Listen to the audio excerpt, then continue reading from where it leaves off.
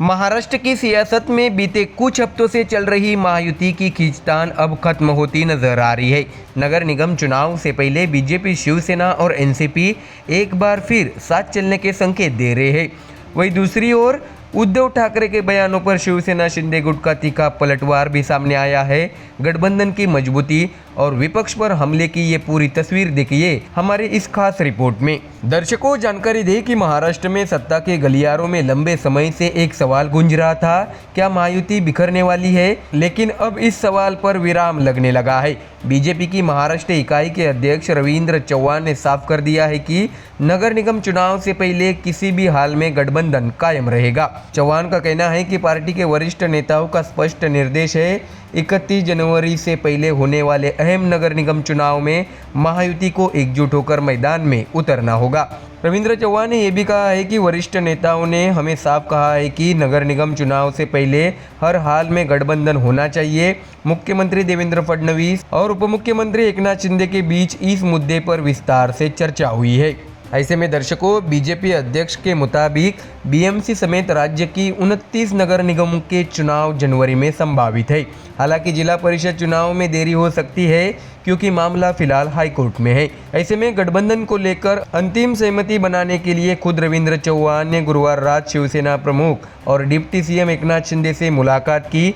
मुंबई और ठाणे जैसे बड़े नगर निगमों के लिए पहले ही गठबंधन का फैसला ले लिया गया है, जबकि अन्य नगर निगमों के लिए अलग समिति बनाई जाएगी। तो वही दर्शकों, दिल्ली में भी महाराष्ट्र की सियासत पर मंथन तेज रहा। चव्हाण ने केंद्रीय गृह मंत्री अमित शाह से मुलाकात कर नगर निगम चुनावों और संगठनात्मक रणनीति पर चर्चा की है। महायुति में बीजेपी, शिवसेना और अजित पवार की एनसीपी शामिल है और अब संदेश साफ है, चुनाव से पहले मतभेद नहीं, मजबूती दिखाई जाएगी। तो वही दर्शकों, इधर विपक्ष की तरफ से पूर्व मुख्यमंत्री उद्धव ठाकरे लगातार उप मुख्यमंत्री पद को लेकर सवाल उठा रहे हैं। इसी मुद्दे पर शिवसेना मंत्री उदय सामंत ने नागपुर में प्रेस कॉन्फ्रेंस कर तीखा हमला बोला है।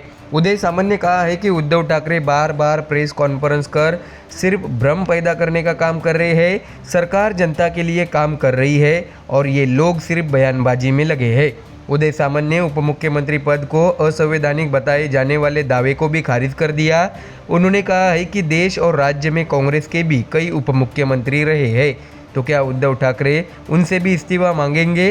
सामंत ने यह भी कहा है कि आज तक कितने उप मुख्यमंत्री रहे हैं, इसकी पूरी सूची मैं पढ़कर बताता हूँ। कांग्रेस के भी उप मुख्यमंत्री रहे हैं, तो क्या उद्धव ठाकरे उन्हें भी सलाह देंगे? तो वही ईवीएम को लेकर भी विपक्ष के आरोपों पर सामंत ने दो टूक जवाब दे दिया। उन्होंने कहा, जब जीत मिलती है तो ईवीएम सही और हार मिले तो वही ईवीएम गलत, ये कैसी राजनीति है?